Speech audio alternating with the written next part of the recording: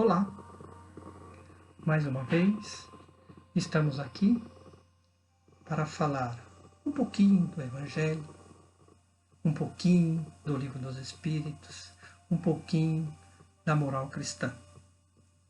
Sejam todos bem-vindos e que esta paz envolva os nossos corações, envolva os nossos lares e que amplie este amor por todo o nosso ser.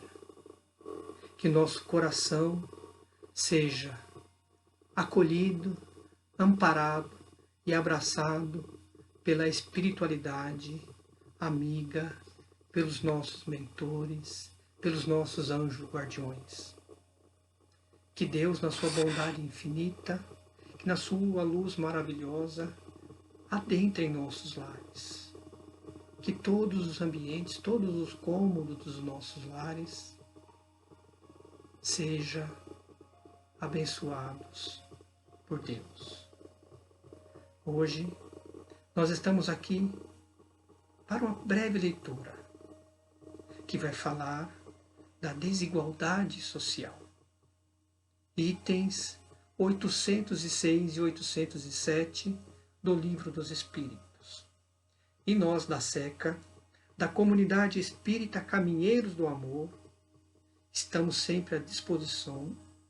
Nós somos trabalhadores de Jesus, nós somos servidores do Mestre, prontos a mostrar o nosso amor pelo trabalho, pela dedicação e pelo amparo a todos aqueles corações que estão no nosso caminho.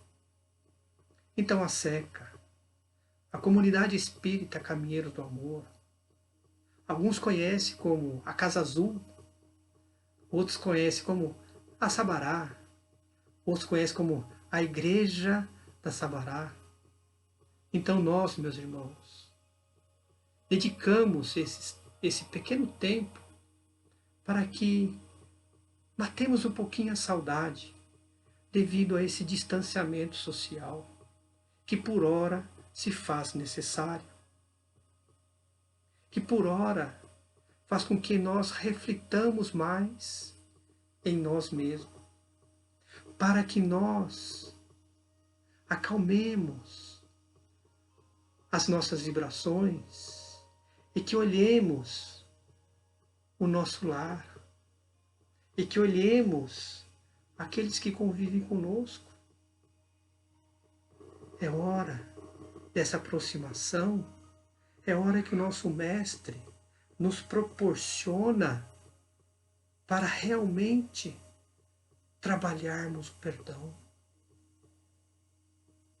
Então, nesse capítulo, nas questões 806 e 807 do Livro dos Espíritos,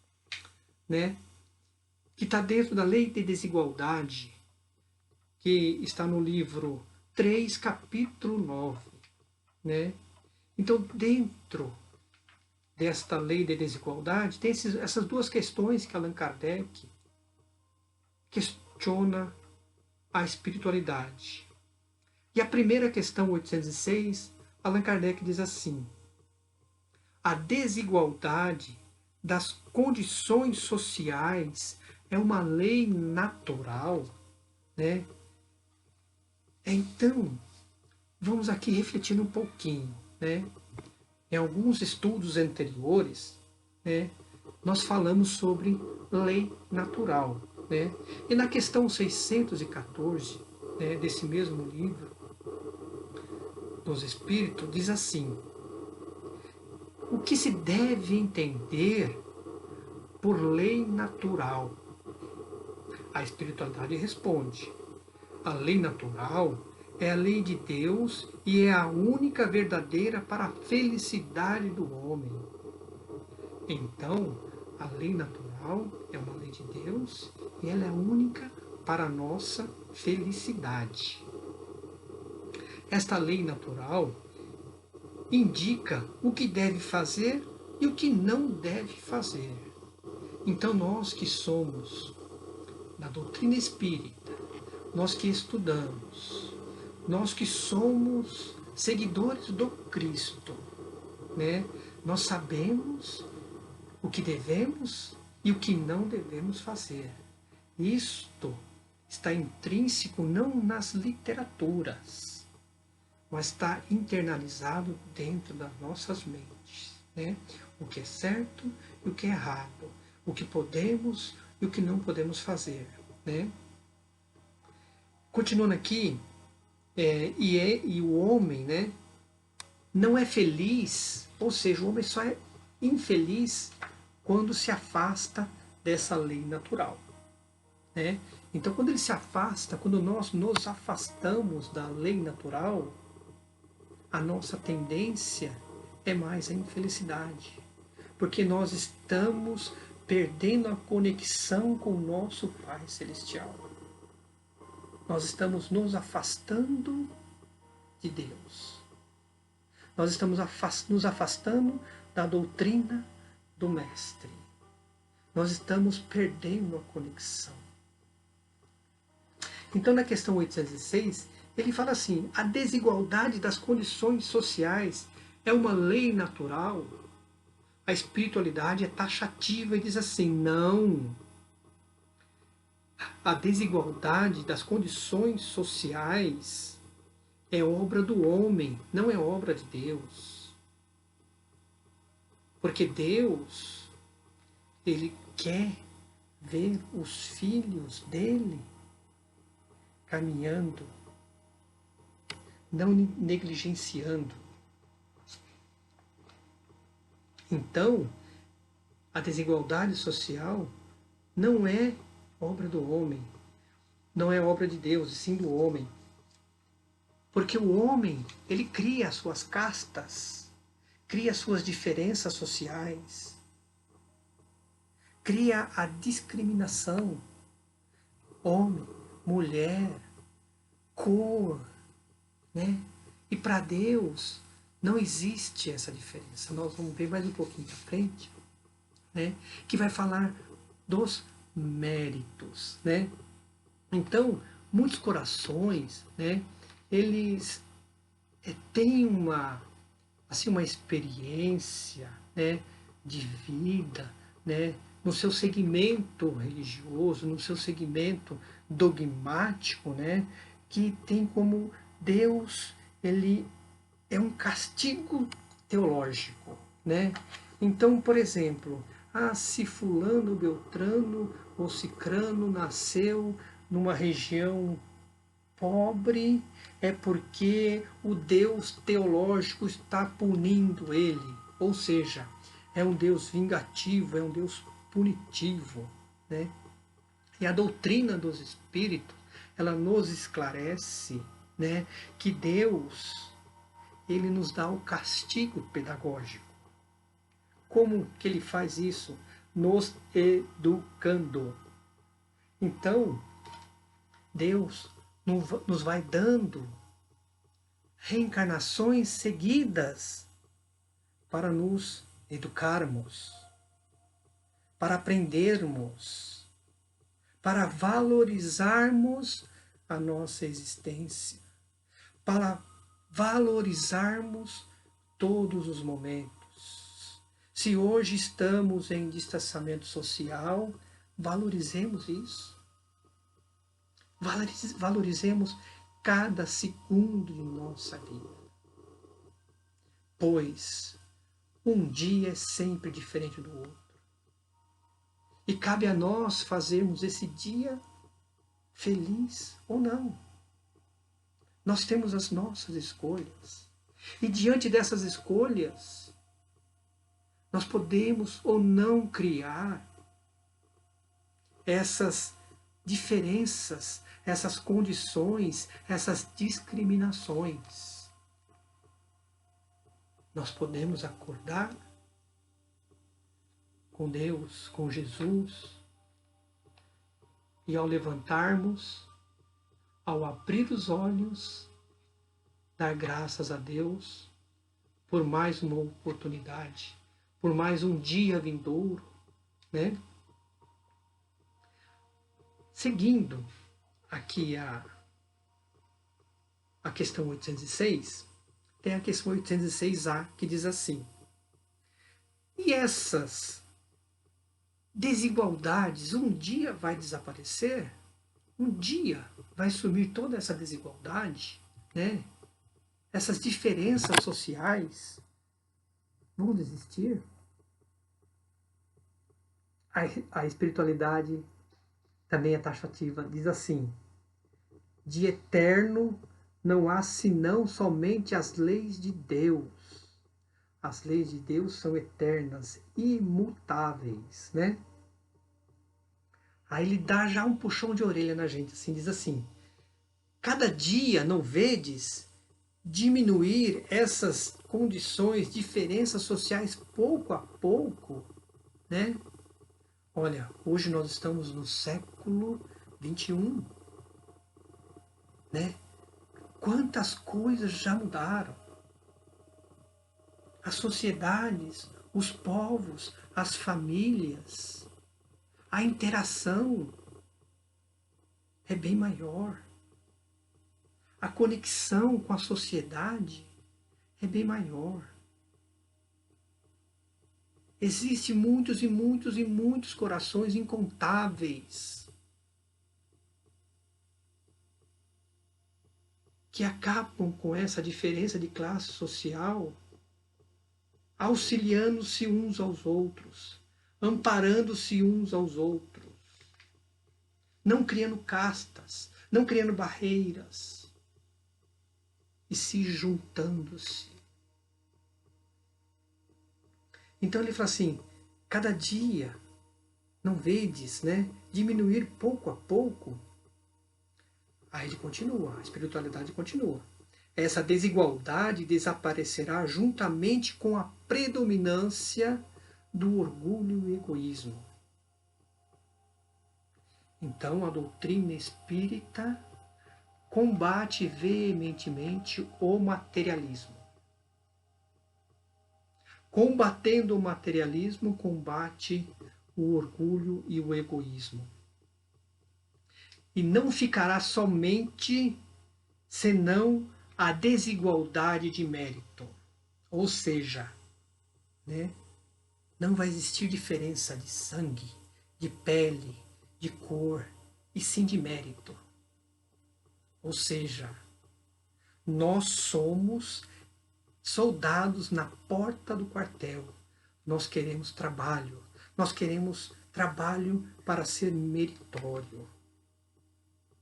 Nós não viramos ou não nos tornamos seguidores do Cristo para que Cristo nos salve e nós vivamos a balançar na rede, né? A ficar deitado, deixando as coisas acontecerem. Não, tem que ter o nosso mérito. Nós hoje, encarnados neste Brasil, encarnados neste mundo, nós temos o nosso mérito e nós temos que dar valor porque nós estamos aqui. Nós fizemos uma programação na erraticidade. E essa programação é para a nossa evolução, é para o nosso progresso. E como que eu faço para progredir? Se eu sou filho de Deus, né, eu tenho que ajudar o meu semelhante, que às vezes tem dificuldades, às vezes está passando dificuldades. Se eu sou filho de Deus, eu posso me conectar com Ele em todos os momentos, através da prece, através da oração, para me auxiliar, pedir ajuda a Jesus, aos espíritos superiores, para que meus braços, as minhas pernas, a minha cabeça, a minha mente funcione para auxiliar os corações no caminho. Porque com certeza, para nós estarmos aqui seguindo a doutrina do Cristo, muitos pés amassaram lama, muitos pés amassaram barro, para que nós estivéssemos aqui.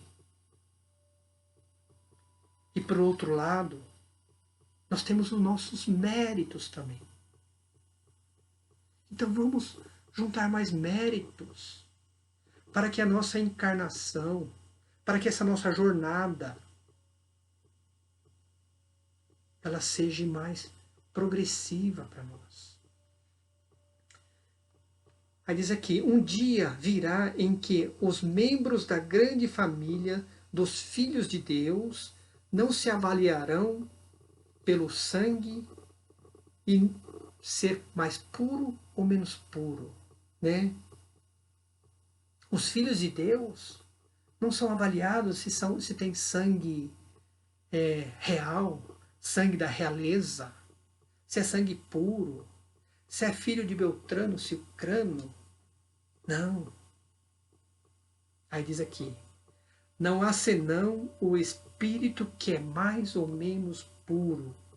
E isso não depende da posição social. Então, para o espírito ser puro, ser trabalhador, não depende de classe social, não depende de status, não depende se ele é rico ou se ele é pobre, se ele tem abundância ou se ele tem dificuldade. Né? Tem uma passagem que o Espírito Emmanuel conta que tinha lá na erraticidade um coração que estava estudando para ser médico de olhos. Né? Então ele passou um tempo estudando. Ele chega para o mentor dele e fala, mestre, estou pronto, já fiz todos os estudos. Agora eu posso encarnar e ser um doutor e eu posso ajudar a todos aqueles que têm essa dificuldade de visão. Aí o mentor dele disse, muito bem, né? Parabéns. Mas o que você acharia se não seria interessante você reencarnar numa família simples e humilde, já cego? Aí você vai passar a entender como é que funciona as coisas, como é que a pessoa se sente. Você vai, encarna nessa família simples, vive um determinado período, desencarna e volta para cá. Aí sim, você vai ter a empatia. Você vai saber das dificuldades daquele que realmente não enxerga. Para que quando você for atender no seu consultório, você saiba que aquele coração tem muita dificuldade e por quê. Bom, se fosse alguns de nós, ele poderia falar assim, não, eu já quero nascer numa família boa ou simples, mas eu quero nascer bom e já ser um médico de vistas, né? O doutor dos olhos. Mas ele falou assim, não. Falou para o seu mentor, não, ótima ideia. Eu já estudei, agora eu quero passar pela minha prova. Eu quero passar por essa fase para entender como é que é. Eu quero passar por essa dificuldade. Aí quando nós vemos uma pessoa que tem dificuldade visual, quando chega na seca, por exemplo, né? Com certeza, alguns corações podem pensar assim, nossa, essa pessoa não enxerga porque o passado dela, né, usou mal as suas vistas, né? Então, não, a gente tem que sempre nós, espíritas cristãos, pensar, avaliar muitas vezes o nosso pensamento antes de emitir qualquer avaliação, né? Porque a missão de um espírito na Terra, pode ser grande, pode ser pequena, mas é uma missão. É a nossa missão, é a minha missão, é a sua missão. Nós temos que cumprir essa missão com dignidade, né?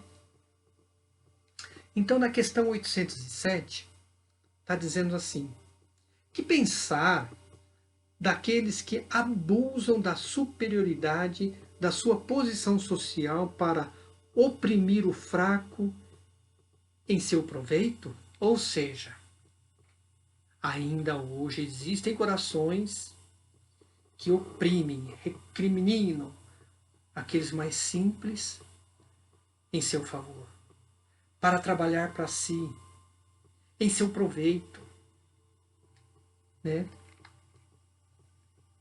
A espiritualidade também responde, né? Assim: estes merecem serem excluídos. Ai deles! Serão oprimidos a seu turno e renascerão numa existência em que sofrerão tudo o que fizeram sofrer. Ou seja, né? Nós temos o livre arbítrio de escolher. A plantação nós podemos fazer, é livre. Mas a colheita é obrigatória. Plantemos amor, plantemos serenidade,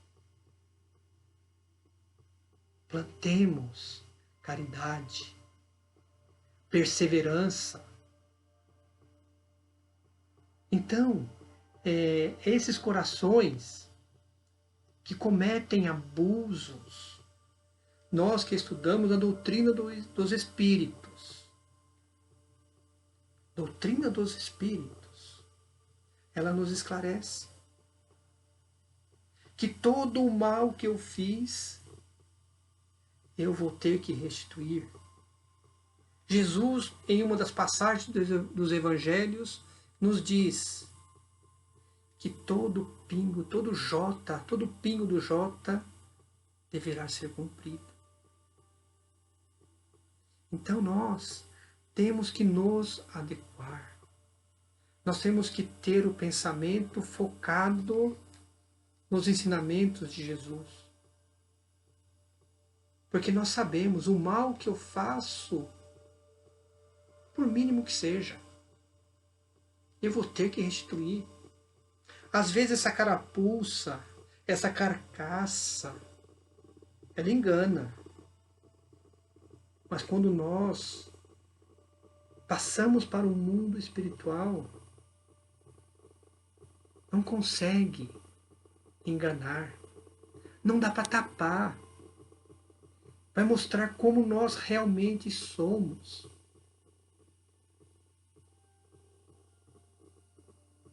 Às vezes, a gente comete pequenos delitos. E esses pequenos delitos, para com os nossos irmãos, a gente acha que é normal.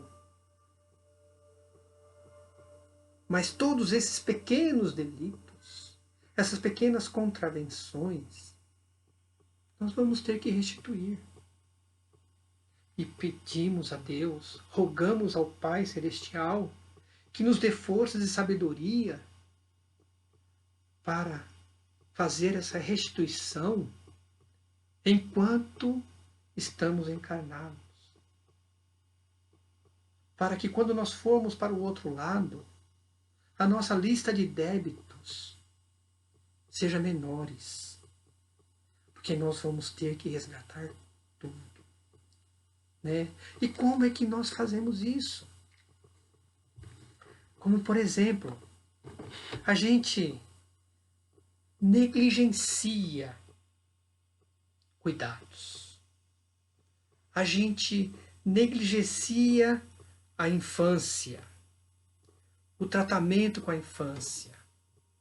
A gente negligencia o tratamento com a juventude. A gente negligencia o tratamento com a velhice. Muitas das vezes recebemos amor e respondemos com rancor, né? Então nós temos que trabalhar isso, não negligenciar as crianças, os jovens, os adultos, os idosos, os velhinhos. Porque nós temos certeza que isso vai repercutir mais na frente. E como nós fazemos isso também? Para seguir o caminho do Mestre. Porque Jesus é o nosso modelo e guia. Está na questão 614 do Livro dos Espíritos. Quem é o nosso modelo e guia? Jesus. Então, para fazermos esta reforma em nós, nesses momentos de afastamento, de distanciamento, por que nós não nos aproximamos mais de Deus? Orem por nós, orem por todos os seus familiares de coração. Então, para onde estamos olhando? Aí eu coloco um pensamento, né? Para nós utilizarmos a nossa inteligência introspectiva dentro de nós. Por que nós estamos aqui? Né? Qual é essa bênção? Por que eu estou nessa família? E também da inteligência existencial do nosso Pai Celestial. Deus olha por nós. Deus nos observa. Deus nos ampara. Deus coloca corações para nos dar as mãos. E por nossa vez nós temos que amparar os corações que estão no nosso caminho para também suportá-los nas suas dificuldades. Então, meus corações, eu queria fazer com vocês uma leitura para finalizar, chamado Poema A Gratidão, de Maria Dolores. Nesses tempos que estamos passando, a oração é o nosso fortalecimento. O amparo de Jesus, o amparo da espiritualidade, o amparo de Deus chegará até nós. Então diz assim: muito obrigado, Senhor. Muito obrigado pelo que me deste. Muito obrigado pelo que me dás. Obrigado pelo pão, pela vida, pelo ar, pela paz. Muito obrigado pela beleza que os meus olhos veem no altar da natureza. Olhos que fitam o céu, a terra e o mar, que acompanham a ave ligeira que corre fagueira pelo céu de anil. E se detém na terra verde, salpicada de flores em tonalidades mil. Muito obrigado, Senhor, pelo que sou, pelo que eu posso ver, pelo meu amor. Mas diante da minha visão, eu detecto cegos guiando na escuridão, que tropeçam na multidão, que choram na solidão. Por eles eu oro e a ti imploro comisseração, porque sei que, depois dessa lida, na outra vida, eles também enxergarão. Muito obrigado, Senhor, pelos ouvidos meus que me foram dados por Deus. Ouvidos que ouvem o tamborilar da chuva no telheiro, a melodia do vento no ramos do almeiro, as lágrimas que vertem os olhos do mundo inteiro. Ouvidos que ouvem a música do povo que desce do morro na praça a cantar, as melodias dos imortais que se ouve uma vez e ninguém a esquece nunca mais. A voz melodiosa canora, melancólica do boiadeiro, é a dor que geme e que chora no coração do mundo inteiro. Pela minha alegria de ouvir, pelo surdo eu te quero pedir, porque eu sei que depois desta dor, no teu reino de amor, voltarão a ouvir. Obrigado pela minha voz, mas também pela sua voz, pela voz que canta, que ama, que ensina, que alfabetiza, que trauteia uma canção e que o teu nome profere com sentida emoção. Diante da minha melodia, eu quero rogar pelos que sofrem de afasia. Eles não cantam de noite, eles não falam de dia. Oro por eles, porque eu sei que depois desta prova, na vida nova, eles cantarão. Obrigado, Senhor, pelas minhas mãos, mas também pelas mãos que aram, que semeiam, que agasalham, mãos de ternura que libertam da amargura, mãos que apertam mãos de caridade, de solidariedade, mãos dos adeuses que ficam feridas, que enxugam lágrimas e dores sofridas. Obrigado, Senhor, pelas mãos de sinfonia, de poesias, de cirurgias, de psicografias, pelas mãos que atendem a velhice, a dor, o desamor, pelas mãos que no seio embalam o corpo de um filho alheio sem receio, e pelos pés que me levam a andar sem reclamar. Obrigado, Senhor, porque me posso movimentar diante do meu corpo perfeito, eu te quero rogar, porque eu vejo na terra aleijados, amputados, decepados, paralisados, que não podem movimentar. Eu oro por eles, porque eu sei que depois dessa expiação, na outra reencarnação, eles também caminharão. Obrigado por fim pelo meu lar. É tão maravilhoso ter um lar. Não é importante se esse lar é uma mansão, se é uma favela, uma tapera, um ninho, um bangalô, uma casa do caminho, ou seja lá o que for. Que dentro dele exista a figura do amor de mãe ou de pai, de mulher ou de marido, de filho ou de irmão, a presença de um amigo, a companhia de um cão, alguém que nos dê a mão. Mas se eu nem tiver ninguém para me amar, nem um teto para me agasalhar, nem uma cama para me deitar, nem aí reclamarei.